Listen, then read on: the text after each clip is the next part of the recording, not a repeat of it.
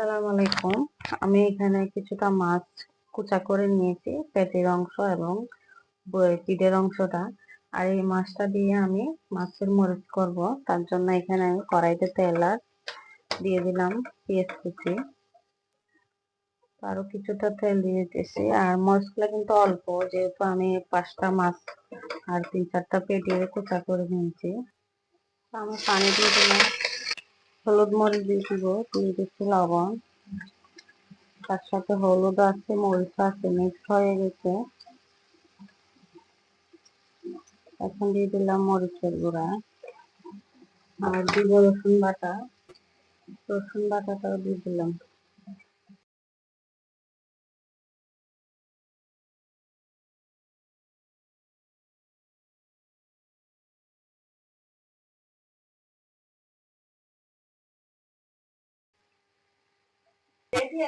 তো আমার তরকারিটা হয়ে গেছে। মাছের মরিচ গুলা কেমন হয়েছে অবশ্যই জানাবো। তো আলু আর কাঁঠালের বিচি তরকারি রান্না করব। আর আমি এখানে আলুও কেটে নিয়েছি, কাঁঠালের বিচি গুলা হালকা কেটে নিয়েছি। আর যেহেতু সময় ছিল না, তাই আমি বটকির আগা দিয়ে একটু ছিলে নিয়েছি। তো রসুন বাটাটাও দিয়ে দিলাম, আর দিয়ে দিব আমি হলুদ দিয়ে দিলাম, আর দিয়ে দিলাম মরিচের গুঁড়া, তার সাথে লবণ দিয়ে দিবে।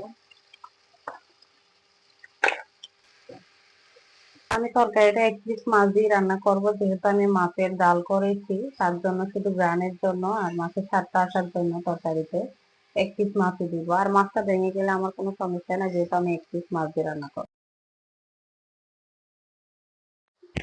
কাঁঠালের বিচি দিয়ে দিলাম, আলু কাঁঠালের বিচি একসাথে দিয়ে দিব।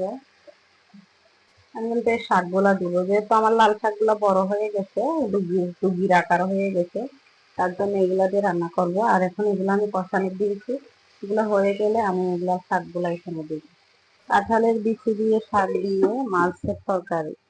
তো আমি শাকগুলা এখন দিয়ে দিব আমার তরকারি কষানোর ঝোলটার মধ্যে, কারণ শাকে তো ঝোল দেওয়া হবে না, এই ঝোলগুলা দিয়ে আমার তরকারিটা পারফেক্টলি হবে।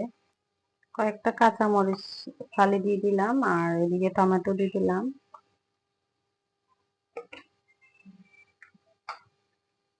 আলু, কাঁঠালের বিচি আর মাছ, আর তার সাথে শাক আর টমেটো দিয়ে দিলাম। এখন আমার তরকারিটা কিন্তু কমপ্লিট, আর একটু উতরানি হইলে আমি নামায় ফেলাবো।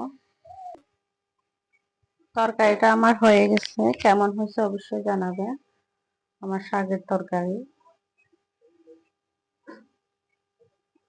মাশাআল্লাহ, লোকটা কিন্তু অনেক